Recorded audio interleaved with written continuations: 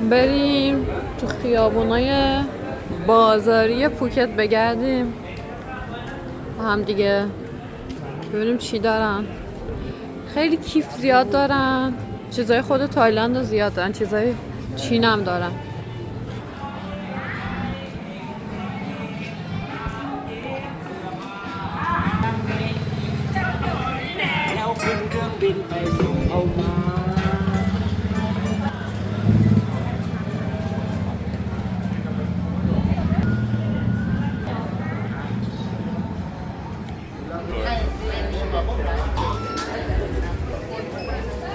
غذای خیابانی خوشمزه بچه‌ها، خرچنگ، سوسیس، توفو، کباب.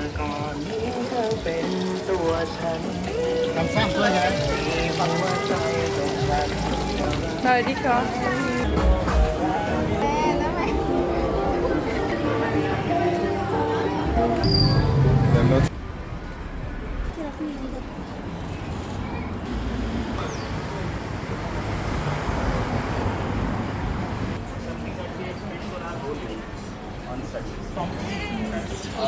بچه جاهای این شکلی که میبینین بریزهای جاهای تفریحی رو دارن دیگه. مثلا شما از پوکت میتونین برین جزیره فیفی، میتونین برین جاهای مختلف، تورهای مختلف رو اینجا میفروشن. همین یه که فقط داره بارون میباره. مغازه همه چی آبیه، مغازه